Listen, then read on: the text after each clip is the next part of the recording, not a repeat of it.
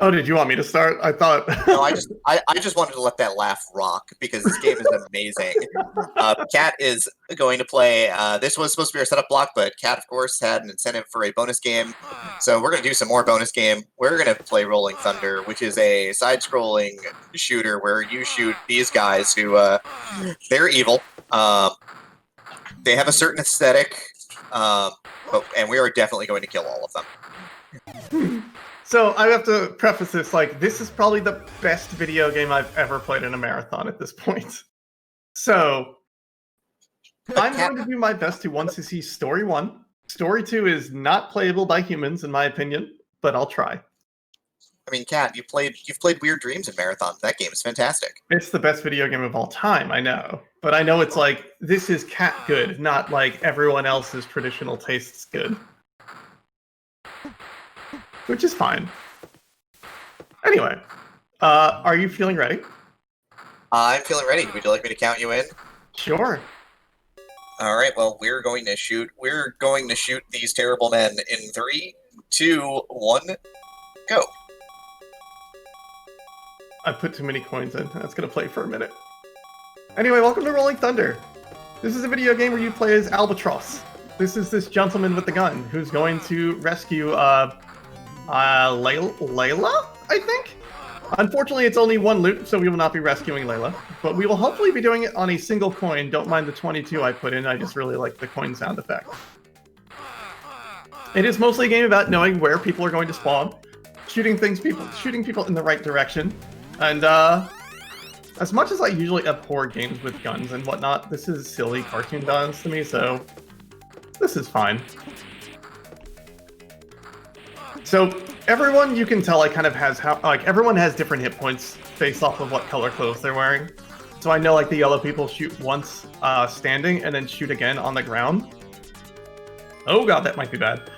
Your character can take one physical hit, as in like a punch, or two punches or one bullet, and also touching an enemy counts as a punch. So dying in this game is very easy. Hopefully we won't be doing that, but, you know, we'll see what happens. And, oh yeah, I'm sorry, I forgot to call out my fun little speed tech of jumping down the stairs, which always feels really good. So, I have kind of a history with this video game of, like, I would go to Barcade in Jersey City all the time with my friend, and what we would do is we'd sit there and we'd play this game for, like, hours. So... oh yeah, don't be fooled by the 8-section life bar. You get 1 to 2 hits. So me and my friend would play this game for hours, and I kind of just got good at it, and eventually it became like one of my favorite arcade games of all time. So when it got, this is the Switch port of it, so when it got put on Namco's collection to be ported home to the Switch, I'm like, you know, I need this. Like, this is amazing. And what I learned is the Switch port plays slightly differently from the arcade port, but they both have their charms. Don't worry. And being in, like, there's one specific section, like this section, the enemy placement is different, which is actually somewhat harder in this version. And then there's an easier section later on. Ah! That's a lot of people. Give me just a second here. Rolling Thunder 2 Arcade is very good also. They added co-op and they added a playable lady protagonist, which is amazing. Rolling Thunder 3 is also incredible, and there is still a lady protagonist in that too, behind a toad. So, here's one little thing I discovered on my own and then realized I'm not a trailblazer, is this little ladder clip here, or stair clip. If you move off and then move back right away, you will just fall straight through the platforms and you don't need to go down them normally. I found that on my own. What's that? That was much faster than walking all the way around. Oh yeah, well, I go all the way around. I found that on my own. I was really proud of myself, and then I saw one other run do it ever. So clearly I did not discover this first, but I also found I took a screenshot. Cool. I also found another trick later on that we'll see, but also I was not the progenitor of that trick, but I found it on my own too. So now we're shooting space racists and mutants. Something like that. We're gonna go get some more ammo. You definitely have limited ammo in this video game. If you run out of ammo, you have a regenerating bullet that you can only have one on the screen at any given time.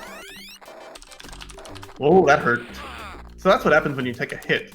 You lose almost all of your health.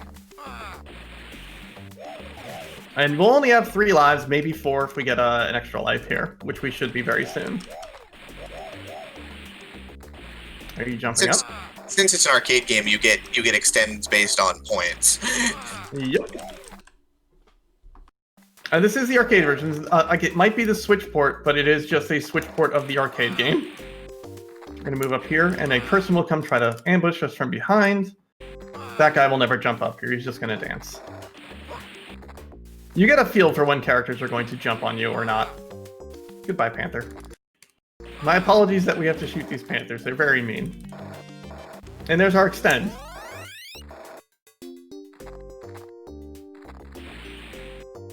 Okay, and another person will try to show up from behind, which is unique to this version. They don't do that in the arcade game, or the original arcade game. Like, if you go in that door, a yellow enemy will spawn behind you and just sit behind you. Or sit on the door, so if you come out of the door, you get a hit. I don't think these Panthers are coming out of the house.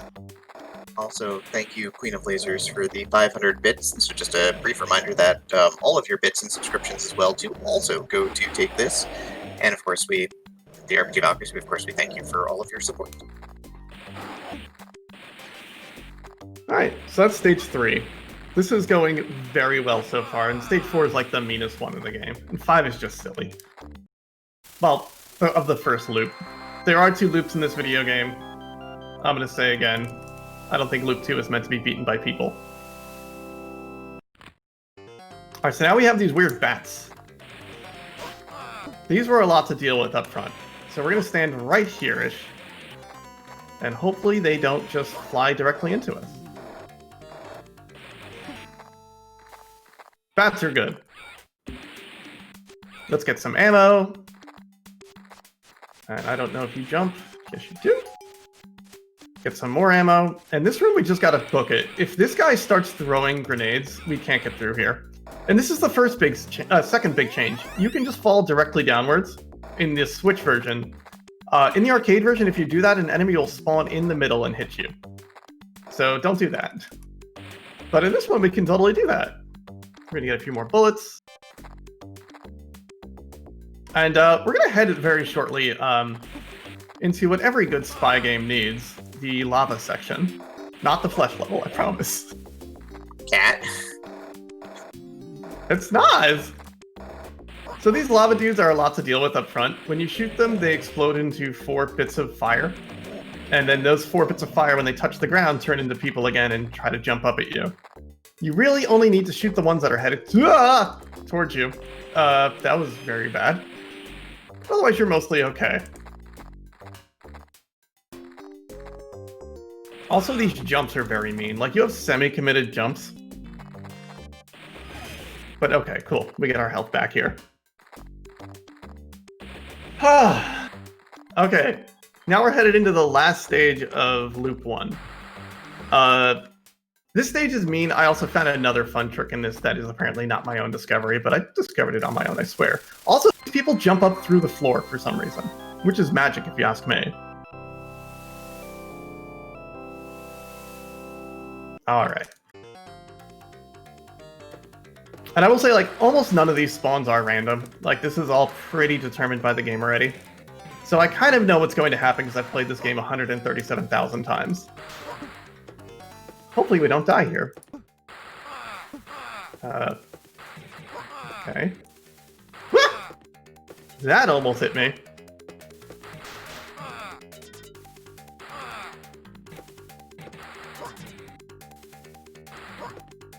Okay.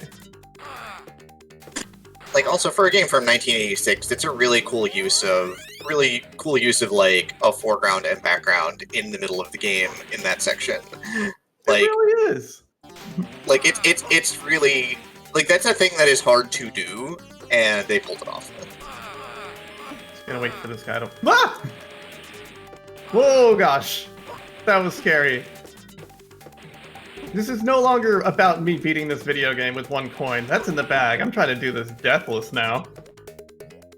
Wow. We are almost at another few rooms. Okay, we've made it. Like, unquestionably. Check this out. Wait. There we go. Okay, we're good. We've just clipped into the background. That's And cheating. That would be time right there for story 1. What was that time, please? That was amazing. Just a hair over 9 minutes. Actually, I think I stopped it early because of the delay. Oh, no worries. So this is Loop 2. Loop 2 is bad. Loop 2 is mean. Loop 2 is not fair. I'll play a little bit of Loop 2 if you'd like, unless you want to make up time.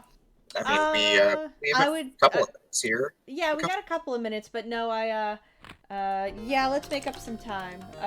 Play a little bit at the beginning, like a couple minutes. Okay. Yeah, we're good.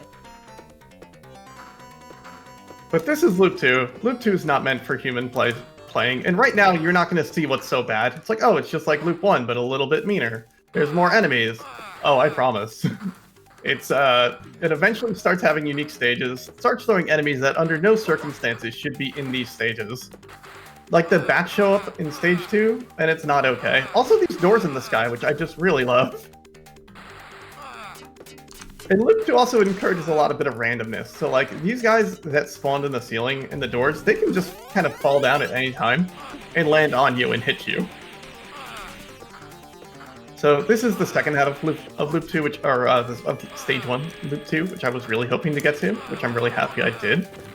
Because when I was trying to practice, I didn't make it anywhere near here. Now we've got one-hit lasers. As well, we've got people in the tires. But also you can't actually hide in the tires anymore because there's lasers. But as well, you start having enemies in the floor. If you jump up in the sky, you can kind of manipulate them out of the floor, but otherwise they are literally inside the floor and will jump at you when you're above them. It is mean, it is not okay. Well, there's another one. Let's just jump up. They're just literally inside the sandbags below me. And they can jump up from below me and hit me. Oh, there's one. One has hit me in the corner of the sandbag. Anyway, that's all I want to show off of Loop 2. But thank you so much. That was a fantastic Loop 1. I need to retime that. That might be a world record, honestly. That was deathless. So, that's fantastic.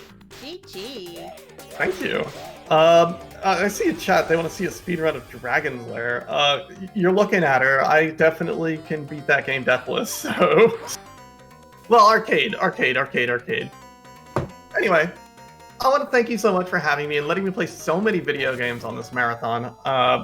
Is that it for me for this marathon? I don't like, know. in terms of playing games? Nope. No, it's not. You still have to be graced by Pac-Land tomorrow. Yay! More That's cat. right. That's right, you're part of the Pac-Man block.